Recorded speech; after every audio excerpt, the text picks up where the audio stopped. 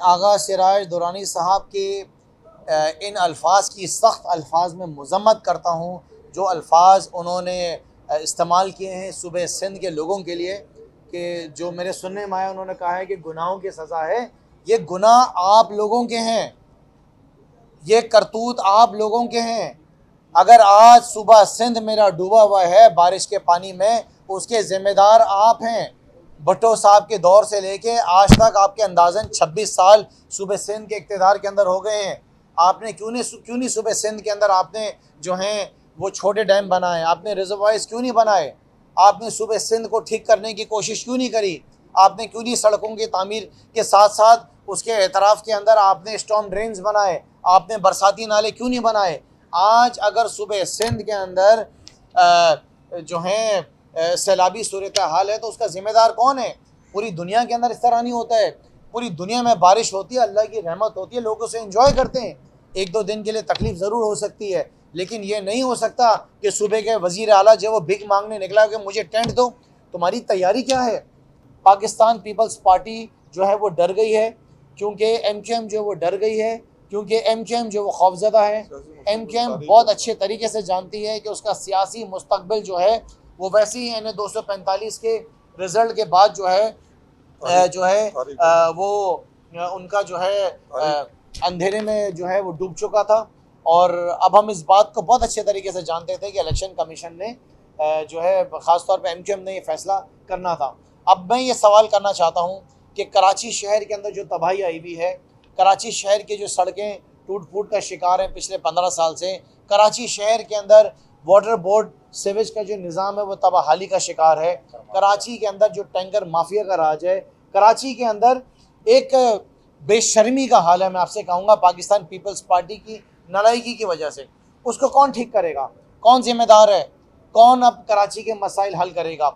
एक आस थी, एक एक एक, एक सोच थी कि कराची के अंदर 28 तारीख को बल्दियाती इलेक्शंस हो जाएंगे, सियासी जमातें अपने नुमाइंदे लेकर आएगी, वो काउंसलर्स, वो चेयरमैन, वो पाकिस्तान तहरीक इंसाफ का आने वाला मेयर जो है वो कराची की खिदमत करेगा, कराची की सफाई सुथराई के मसाइल को हल करेगा, कराची में बच्चों के लिए पार्क्स और स्पोर्ट्स ग्राउंड जो है वो बनाएगा, कराची के अंदर पीने के पानी का मसला हल करेगा, ट्रांसपोर्ट के निज़ाम को ठीक करेगा। ये कौन करेगा। मेरा पूरा शहर इस वक्त बर्बाद हो गया। मेरा पूरा शहर, मेरे पूरे शहर की सड़कें जो हैं वो टूट फूट का शिकार हैं। पाकिस्तान पीपल्स पार्टी ने तो शहर को नहीं बनाना है, MQM ने तो शहर को नहीं बनाना है। अगर MQM ने और पाकिस्तान पीपल्स पार्टी ने इस शहर की फ़िक्र करनी होती तो ये तो 15 से 20 साल पहले कर लेते। किस तरीके से के इलेक्ट्रिक को इस्तेमाल करके ये वफाकी जो इस्लामाबाद की हुकूमत है, इम्पोर्टेड हुकूमत, कराची के लोगों के ऊपर जो ज़ीरो यूनिट्स हैं उसके हज़ारों रुपए के बिल्स आ रहे हैं। सो कराची के मसाइल हल होंगे किस तरीके से, अगर यही तरीक़ाकार रहेगा, इसी तरीके से जो हैं हमारे नाले उबलते रहेंगे। अगर आज पूरा शहर डूबा है, अगर पूरे शहर के अंदर ये मसाइल हैं, तो वो मसाइल की जो ज़िम्मेदार है वो तो सिर्फ पाकिस्तान पीपल्स पार्टी है।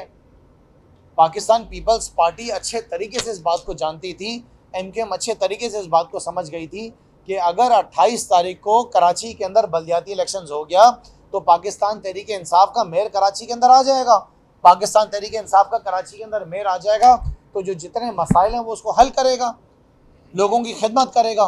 दोनों पार्टियों की सियासी तदफीन हो जाएगी, इन दोनों सियासी जमातों की तदफीन हो जाएगी, जो कि ऑलरेडी यानी 245 के इलेक्शन के बाद हो गई।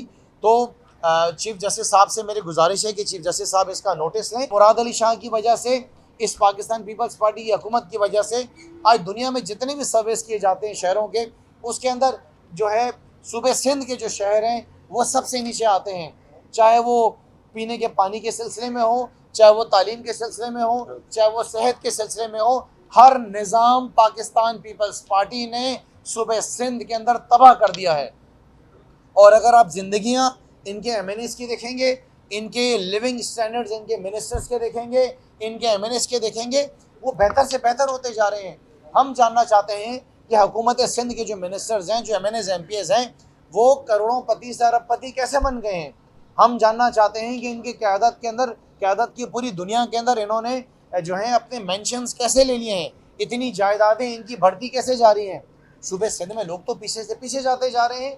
आप हुकूमत हैं, आपने जिस तरीके से सिंध हाउस में मंडी लगाई थी ज़मीर फरोशों को ख़रीदने के लिए, वो अरबों रुपए की बोरियां आपने खोली थी, वो बोरियां क्यों नहीं खोल रही हैं सिंध के लोगों के लिए?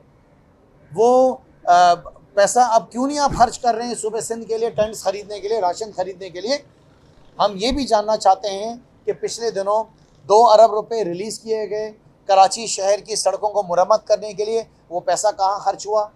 हम ये भी जानना चाहते हैं कि आपके अब आगे इरादे क्या हैं? आप तो खुश हैं ना, आपके पास एक सियासी एडमिनिस्ट्रेटर कराची शहर में बैठा हुआ है, उसके ज़रिए आपने ठेके देने हैं।